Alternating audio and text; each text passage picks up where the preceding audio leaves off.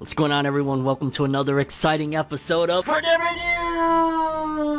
News! In today's episode, as always, we've got stories to talk about. For starters, a little bit of an update on The Promised Neverland Season 2, the train wreck that is becoming The Promised Neverland Season 2. Oh, best to believe we are going to discuss a little bit of the news that we've gotten, and also if you've just taken a glance at the latest couple episodes and you've read the manga, you will know what I'm talking about. So yeah, we will get into that one. We also got a little bit of a story coming from, I believe, a director on the upcoming My Hero Academia anime season I wanted to discuss. It's been a little bit dry for My Hero Academia. I wanted to talk about what was said within this interview. We're gonna do it. Big milestone for One Piece manga. A lot of people be sleeping on the fact that, like, don't get it twisted, there may be other series blowing up, the Demon Slayers of the world and stuff like that. One Piece still a juggernaut, and yeah, reaching a huge milestone. We got a story about an author I don't believe I've talked about yet in one of these Forever News segments. Masashi Kishimoto's brother. Yeah, he's a twin brother at that, and he's an incredible author. We got a story. We got the most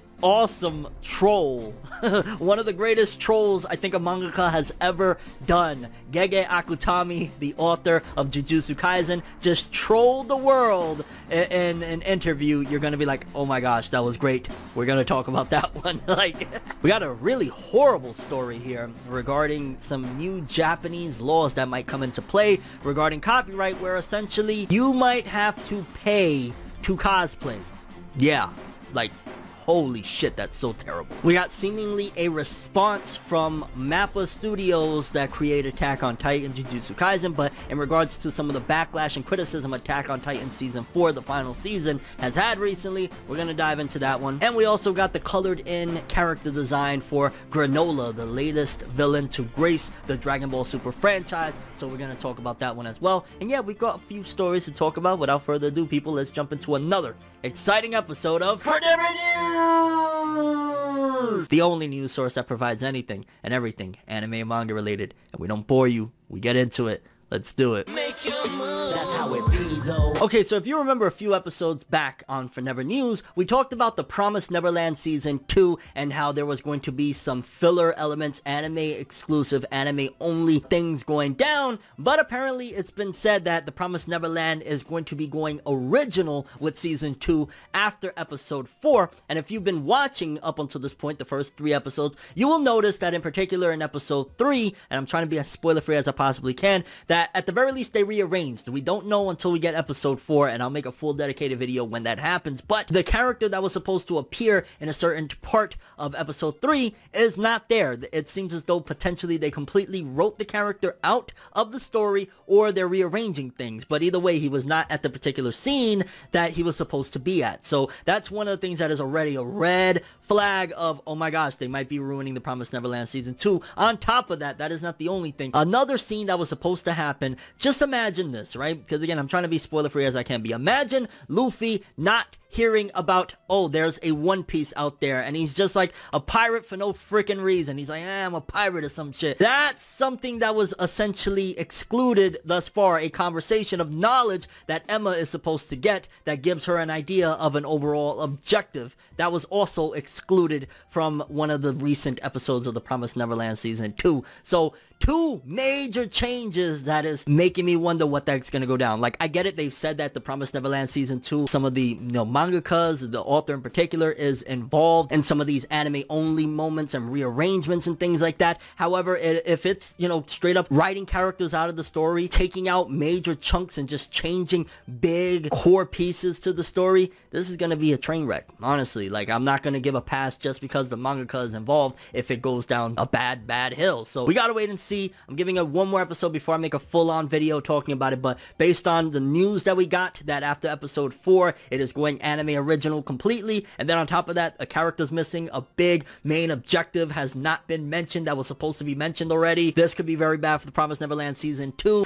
I'm hoping not, but it's looking that way. Next up, we got an interview with Studio Bones producer Oyabu Yoshihiro regarding TV anime Season 5 of My Hero Academia, aka Boku no Hero Academia. Let's read. Interview with Studio Bones producer Oyabu Yoshihiro. On April 3rd, My Hero Academia will celebrate its 5th anniversary since the first airing. How do you feel about that? With the 5th season airing this spring, the total number of episodes will surpass 100 episodes. I once again got reminded that the series is a series that is loved by many even after all these years, and and at the same time, I feel this 5 years have passed by so fast. They asked, could you tell us which part of the series production that didn't change since the first airing and which part had evolved? What didn't change since the beginning is the way we enjoy producing scenes and expressions that were unique to the anime version with the utmost respect towards the original manga manuscript. What had evolved is because the viewers had understood the My Hero Academia world by now, we try to avoid unnecessary explanations regarding the My Hero universe while constructing a flow where viewers could experience the universe naturally. In Season 5, Class 1A versus 1B joint training arc is the first battle within the school since the UA Sports Festival. Compared to producing arcs where they battle against villains, how was the atmosphere and mood in the studio? Everyone was having fun and the atmosphere was bright, but at the same time it was pretty intense. It feels like Battle of Youth on the production set. Everyone was very passionate and pumped up. There were a lot of characters doing melee battle scenes. What was the most rewarding upon making those scenes, and what was the difficulty? We finally got blessed with the change to animate the Class 1B quirks, so it was really fun, but there are a lot of new moves and even the quirks of Class 1A had evolved, so it was really difficult. If I was to ask you which of the characters from each class you personally paid attention to during the battle, who would they be? Everyone in Class A and Class B are embodying the heroes they want to be during the battle, but among those people, I think Ida is very dedicated. I think this kind of hero should be preserved, protected. In Class B, among all the students, I hope you would pay attention to Kaneko and Fukidashi's quirk. We will have the third movie in summer. Please give us your thoughts as we are waiting for its airing. We are in the middle of trying to produce a movie that would surpass the high review that we received in the previous one. I think this is a passionate story that surpassed the previous ones, so please look forward to it. Please give your message to the Jump readers and My Hero Academia fans. We are producing this anime while making this as a competition so that we won't get lost in terms of quality to the original manga. So we are producing this anime passionately. Please look forward to it and thank you for your support always. Okay, so fair enough. Shout outs to My Hero Academia. This season is going to surpass 100 episodes. It does not feel like that at all. Honestly, I didn't even really realize that. I was like, wait a minute, 100 episodes. Holy shit. Also, the fact that they're really trying to make the next film. Think about it. The director said they're basically going to try and surpass the previous film, which that film was great. Honestly, I love that film. That's a favorite of mine. So I don't know if they're going to be able to do it. Heroes Rising, like, really good stuff. But either way, shout outs to them, and I can't wait. We're only a few months away from My Hero Academia Season 5, and then in the summertime, we'll be getting the next film, and hopefully we get a trailer soon. But yeah, dope stuff. Okay, people, so 2 pieces of One Piece news to talk about. For starters, the series has officially reached 480 million copies in circulation. That's 20 million away from 500 million, and I'm really curious to see how close it is to surpassing. I want to say the highest selling comic of all time is Batman, if I'm not mistaken. I'm curious how far away is One Piece from that. Either way, we're going to keep cheering on our favorite Straw Hat Pirates through and through to the end, and 480 million copies and still selling millions every year. Where did they do that at? That's right, that One Piece greatness. But also, we got a little something here. It says, Oda once said he will change One Piece story if it coincides with fan theories. But according to TV Show Today, Oda will never change his plan about the final chapter. Even if a fan theory hits the nail on the head, Oda said in 99 that he had already decided the final panel and chapter. And looking at it, to be honest with you, it makes me wonder, like, okay, so if he had this idea in mind since 99, I can only imagine the final panel is probably going to just be like all the Straw Hats that remain surviving, assuming none of them actually die. But either way, the Straw Hat's probably just smiling and walking into the distance. Like, what could he have had in 99? Like, it's not like he had every detail of One Piece, 20 plus years of story written down in a book somewhere, you know what I'm saying? So probably it's like something wholesome, or it's something dark, like Luffy a la like Goldie Roger about to get beheaded, and that's how it ends, or some shit like that, which I don't think that would be the final page. It's probably just like a simple feel-good friendship, like smiling into the distance type of feel. Maybe I'm off on that. Maybe it's like old man Luffy walking into the distance. But either way, he said it through and through that he's not changing the final chapter, the final panel, and he will, if he runs into a fan theory, change like certain story elements, but not the finale. That shit is set in stone. Okay, so next up, I really wanted to talk about this. The twin brother to Masashi Kishimoto, the creator of Naruto, he actually has a new work coming out. And if you don't know about Seishi Kishimoto, he wrote Opart's Hunter, also known as 666 Satan, and that was an an insane manga. I never finished it, admittedly, but it was great from what I read, and there was a lot of controversy back in the day of like them accusing Seishi Kishimoto of copying off of Masashi Kishimoto. Really, really crazy shit back then, but he got a new work coming out.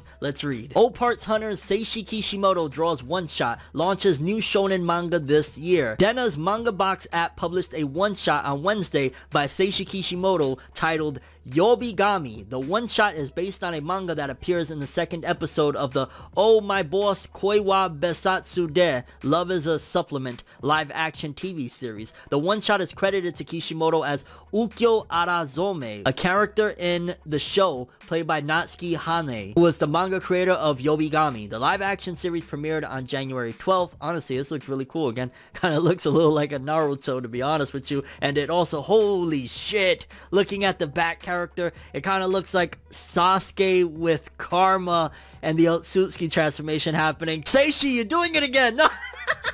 The end of the one-shot also announced that Kishimoto will launch a new manga titled Monster no Isha, aka Monster Doctor, later this year. The announcement stated the new shonen manga will expand on the worldview of Yobigami and will tell the story about the bonds between boys and monsters. And the character looks a lot like Geofried from his Oparts Hunter story. Yeah, that gave me a little bit of a laugh of seeing that art right there. Kind of looks a little like a Boruto-esque type of feel. I don't know, but either way, shout outs to Seishi Kishimoto. And granted, there is a possibility that a lot of this shit happens strictly because, yo, they're twin brothers. Like, they're gonna have very similar ideas and stuff, but I don't know. Maybe some people feel differently. Let's move on. And since we are moving on, let's talk about one of my favorite trolls I've seen a mangaka ever do. So apparently it was announced that Gege Akutami, the author of Jujutsu Kaisen, was going to be making their debut live appearance on a TV talk show, but boy, it went a different way. It says, must see, the TV appearance of Mr. Gege Akutami, the author of Jujutsu Kaisen, has been decided, appearing on Fuji TV1 Mando Kobayashi. This is the first time that Mr. Akutami has appeared on TV media. In addition, Mr. Akutami is talking through the program Special Mecha Circle because he is NG. I have no idea what that means, but looking at this, I'm not even gonna lie. Basically, the author of Jujutsu Kaisen showed up dressed as Mechamaru and used a voice changer as well, so you cannot tell if that is a man or a woman. They're saying Mr. Akutami, but it could very well be a female because there's been like theories and rumors about the gender of this particular person. I don't know, but I think that this is hilarious. This is some shit that the author Gintama would have done. Showing up like Mechamaru with, and it looks like a paper bag over their head. And then, well, I don't even know. Is that like a container or something? And then with a voice changer. I love Gege Akutami. I love you, dude, female, whatever. I don't care. You are freaking awesome. And this is absolutely hilarious. Like, how could that dude keep a straight face in the picture with him? Like, I would be there dying in tears. That's freaking amazing. Okay, next up, some horse manure. Some horse manure going down in Japan where they are trying to make it that if you make a rent cent off of cosplaying, there should be regulations and you should have to pay to cosplay. Unacceptable. I think this is stupid. We're gonna read it, but I just wanted you guys to know my stance on this from jump. This is horrible. Japanese government considers codifying copyright rules on cosplay income. The Nikon Sports newspaper reported on Saturday that the Japanese government is considering rules that will allow copyright holders to regulate cosplayers for income earned from cosplay activity. While cosplayers who do not earn money from their activity are not violating laws, those who do have an income from cosplaying may be seen as violating copyright law. The report noted that the government is currently investigating the issue, seeking opinions from both copyright holders and cosplayers such as Enako, but there is no proposed legislation as of yet. You know that they just saying, oh yeah, we're talking to a cosplayer too. Who is going to say, yeah, take some money from my income or just stop it altogether? Come on. They just put that in there to protect their asses from, you know, publicity looking horrible. Currently, cosplayers can earn income from cosplaying through such methods as subscription or membership services, compensation for appearances at events such as conventions, or selling their costumes. The question of whether cosplay violates copyright law by infringing on reproduction or adaptation rights has been in discussion by many within and outside the cosplay community for years. Taro Yamada, a member of the Japanese House of Councilors and the leader of the Party to Protect Freedom of Expression, said that it is possible to maintain an ecosystem that benefits both copyright holders and cosplayers fairly, and that as one of the Diet members considering the issue, that he is carefully investigating a way forward for Japanese copyright law in the age of user-generated content. Honestly, that is so bad. They are going to really destroy shit. Like, yo, what it is, I'll be honest with you, some of what it is, not completely, but some of what it is they started noticing the massive amounts of money a lot of these cosplayers are making. Like, just look at some of these YouTubers that, like, they're models or whatever, they have an OnlyFans and shit like that. They are looking at that and saying, yo, you're cosplaying as Nobara Kugisaki, you're cosplaying as Hinata Hyuga, you're cosplaying as whoever. We want that money. You're making too much money. You gotta cut us in. It's greedy. It's wrong. I don't like it. I think it's bad. Hopefully they don't win with that, because, you know, they take one step over there, then next thing you know, over here in the US, we're gonna have problems. And little by little, making these stupid decisions that feel like they're draconian, Orwellian, just nonsense. Like, no. Okay, so seemingly this has been floating around. It had 23,000 likes and over 1,000 quote tweets and 6,300 retweets, and it's a message from staff members of the final season of Attack on Titan. It says, all the staff working on the season has been pouring their sweat, blood, and tears into making this show look as good as it can be in an insanely short amount of time, a time that's even shorter than normal anime. You are free to have your own opinion on the show, however, constantly bothering and harassing staff is unacceptable. Having the courtesy to at least respect the insane effort being put in the show would be appreciated. Let's be mature. And if this is 100% legit, because again, I'm not sure of the legitimacy of this. I want to say it is because I've seen it a couple of other places, but it's a very professional way of responding and saying fuck off because of how they've been treating the staff. And it's like, yo, even if there's some complaints, yeah, you could criticize it. Oh, I don't like this, whatever. But to go and threaten people and say fuck you, this is not how you make anime, no. So shout outs to Mappa, at least with a semi, you know, clap back. It's not the biggest thing in the world, but at the very least, Mappa getting it in and saying, yo, y'all need to stop the bullshit. And then lastly, it was released, the character design for the latest villain in Dragon Ball Super, Granola, and I've seen back and forth. Some people say he looks like a dweeb, some people say he looks cool. To be honest with you, he kind of looks almost like a elf from, like, I don't even know, like a fairy tale-ish type of story or something like that. And this color, I think it's kind of cool. I don't think he looks like badass per se, but he looks cool. I don't know, it's fine with me. I don't have a problem with it, but again, I've seen some people saying he looks like a dork. I don't know. I think the hair looks cool. He kind of resembles a Saiyan. I don't know if the Cerealins, because that's the name of his race. Yeah, I know. If you're not reading it, you're probably like, Dragon Ball Super now has vegetables versus cereal. What the hell? Yeah, it's a thing. But yeah, he kind of looks a little bit like a Saiyan. I don't know. That's just me. But yeah, Granola. Curious what you guys thought about today's stories we covered. For starters, The Promised Neverland Season 2 making great or horrible changes, taking characters out, taking out motives. What are your thoughts on that? My Hero Academia's Studio Bones director talking about the upcoming season. Again, 100 episodes of My Hero. That went by quick. One Piece crossing the 480 million copy milestone. Major congrats. Eiichiro Oda, one of the GOATs. Your thoughts on Masashi Kishimoto? Your thoughts on Masashi Kishimoto's brother, Seishi Kishimoto, working on a new manga? And yeah, I don't know. Gege Akutami, the author of Jujutsu Kaisen's troll. Oh my god, that gotta go down in history. Like, yo, people used to give props to Tite Kubo with the shades and crossing his arm looking like a badass. This took it to a whole other level. We gotta stand Gege Akutami. Protect Gege Akutami at all costs, okay? Your thoughts on paying to cosplay if you receive an income from it. Again, I think that's a horrible decision, and that's going to go down a very bad rabbit hole we do not want to go down. Your thoughts on Mappa's response to the criticism and harassment that has been going down against Attack on Titan final seasons directors and animators. I've said it before, I'll say it one more time. Leave them the fuck alone. You got some criticism, that's more than okay. Harassing them, threatening them, talking shit to them, that is not good. And your thoughts on Dragon Ball Super's latest villain, Granola's character design. Again, I think it's okay. I don't think he looks like a dork by any means, but he probably could have looked a little bit more badass if the color palette was a little bit different. And your thoughts on any of the stories we covered in today's episode. But that is all I have for this one. Thanks for watching. Hope you enjoyed. If you liked anything I had to say or enjoyed the video, drop me a like. I'd greatly appreciate it. And if you want more from me, make sure to subscribe. Follow me on Twitter, Instagram. Hit that bell to get all notifications. And if you want to follow any of my other social media, links in the description below. I'm FNebWorld, and as always, people, have an awesome day. And remember the golden rule: anime and manga for life. Bye! Have an awesome day.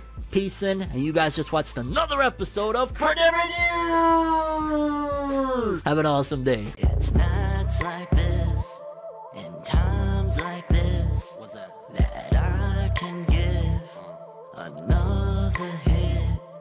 But I've got this inside a switch, a natural bliss, but that I miss.